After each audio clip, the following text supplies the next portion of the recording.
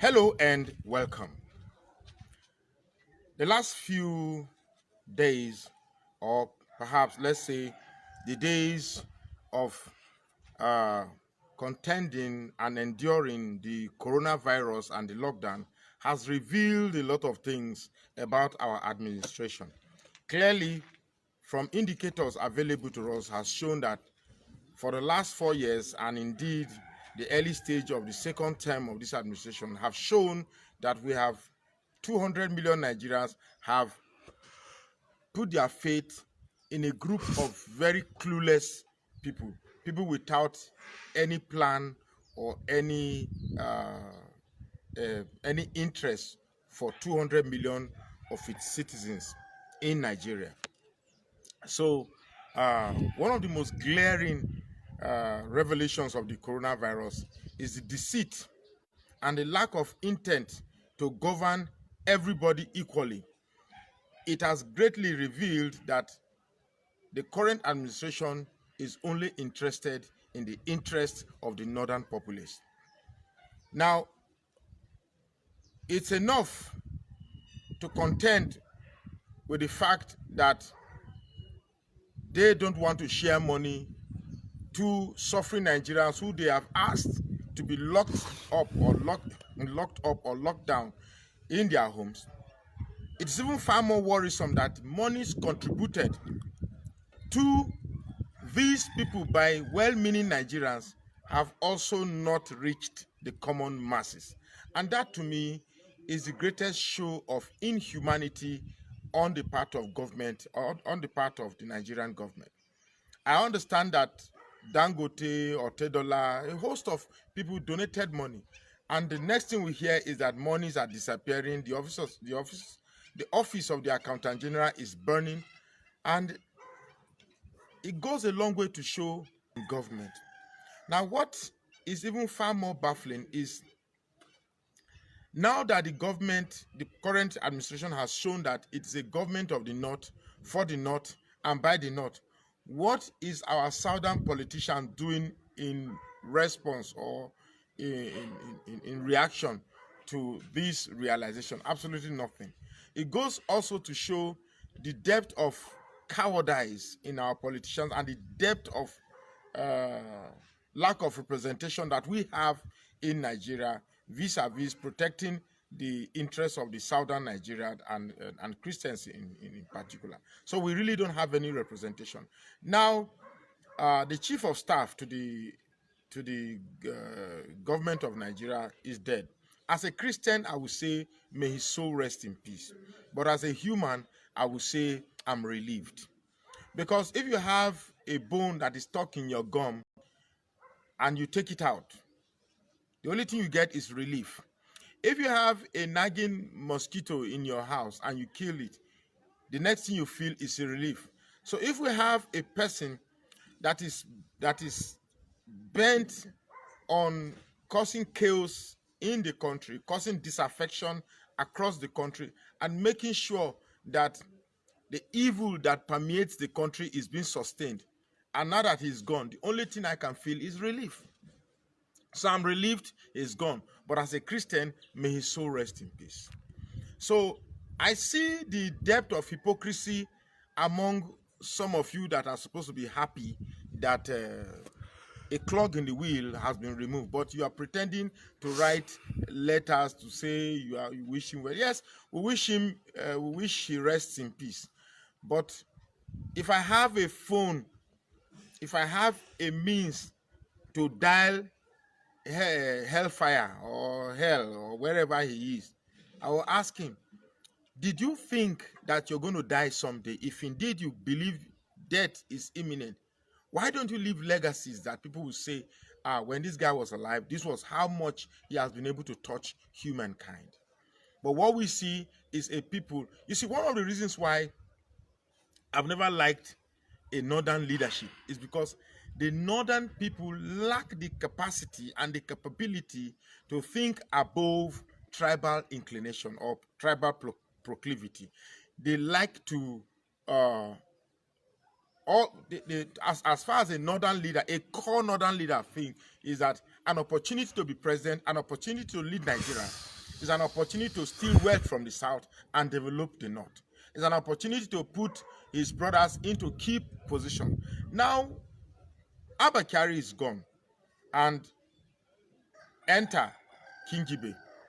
Kingibe is somebody who has held positions, high profile position in both Nigeria and in Chad, or is it Niger or whatever? I don't know. But he has held position outside the country and also inside the country, which means Nigeria is such a porous country that even foreigners can come into Nigeria and hold key positions.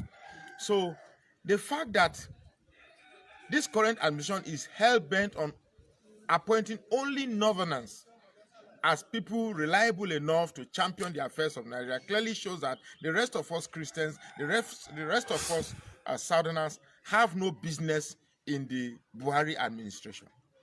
Now, it's amazing that all they have been able to do to hold us in check is to instill fear in us so that you can't talk, you can't say anything. You just watch and you believe that it's going to get better. It's not going to get better. It's going to get worse than it is already. It's going to get far worse than it is already. Now, here is something.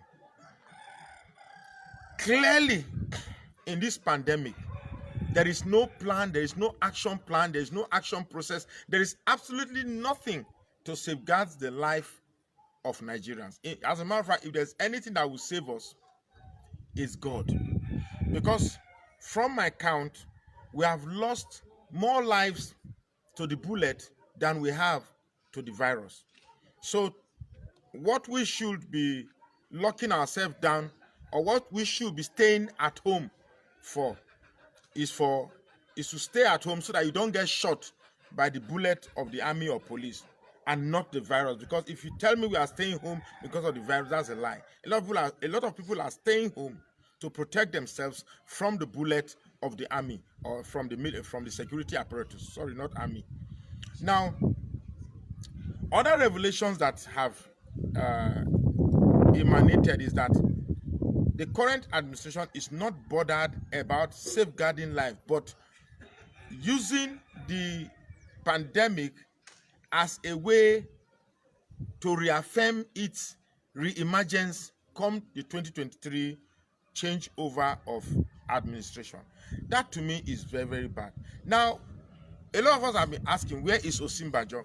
Recall in some videos in the past, I've asked Osinbajo to resign. But for some reason, because I made an analogy of the paw in the bottle as written by James Hadley Chase. Now, the paw in the bottle is a way that the Brazilians catch their monkey. They put a cashew nut in a bottle and then the monkey puts its hand inside. So you grab the nut and your hand makes a fist. And because it makes a fist, it becomes impossible for the hand to get out of the bottle. So what you see is that it almost feels you have power, but indeed you have nothing, because you have something that traps you in, which is the belief that you're going to have the power, but it traps you in and you can't get out. So what the nut is banking upon is to massage our ego, our greed and selfishness, and our penchant to fight among ourselves. Because I have repeated on this platform over and over again to say that the day that the core north begin to see something remotely resembling a coming together of a section or whole of people in that region, that way Nigeria begins to get a footing. So the coronavirus pandemic has revealed how unsincere, how inhuman and how unreliable this current administration have revealed to us. It's a pity that I find myself in a place that is called Nigeria. It's really a pity. It's a pity. It's a pity. It's a pity. It's a pity. Now, let's try to wrap up this video by asking ourselves the question: what does the future hold for us? Absolutely nothing. Because these people are not even bent on safeguarding their own life. Now, I understand that the scourge is in Kano State, And for any of us who have been to Kano State, you realize that the socio-cultural existence of Kano is such that you have people clamped together. The congestion of people in Kano is so wide. So when they are telling you that we have 300 people infected virus or 30 people infected virus, be sure that we are talking about thousands already. Really. And in the next weeks, when they said it takes 2 weeks for the virus to manifest, right? In the next couple of weeks, I urge people with states with border circulating this high risk zone should tighten its border very well. Like I often say in my videos, Nigeria is indeed a joke, a huge joke, because take a cue from the actual burial of Abakari. This is somebody who they said has died of coronavirus, which means the moment the body dies, the virus, the multiplicity of the virus in that body becomes high. Now, on the graveside, according to how the video revealed, there are a lot of people. And these are the same people that told us that we should be at home and we are on lockdown. So where did all those people have the time to come out to attend a burial ceremony? So it clearly shows that the lockdown is for the poor, whereas the rich can move as well as they please. If you think there's a lockdown, that's a huge joke, because our borders are free. People are moving in, people are moving out as freely as they wish. So it's really unfortunate that Nigeria is what it is today.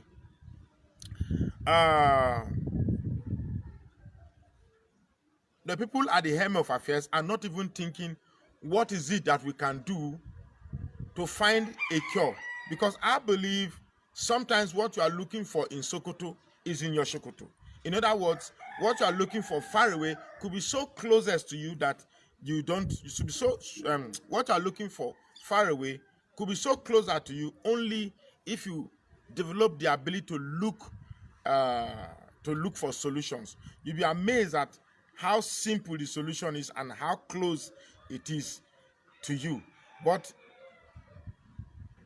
what I believe Nigerian administration or African administrations are waiting for is for solutions that will come from the West and then they wait to buy, because all we do is to buy. We don't create. It's just to buy and borrow and eat. And in fact, why God make me to be black myself? Honestly, because we don't think. We just sit down and we wait to eat. So let me know if I flogged this video. I think I've said so much, but the truth is, if you are waiting for the government of Nigeria for solutions to this pandemic, you're wasting your time, because clearly indicators and news outlets I've read have clearly shown that this administration on the federal level have no solutions for us at all. Let's just pray that God in his infinite mercies will watch over Nigerians and save Nigerians from what's happened. Please don't mind all this chicken way. Come, I will catch you. You know, say we did lockdown. You did they make this noise. Now I'll catch you, eat you now. So stop it. So, ladies and gentlemen, thank you for watching this video.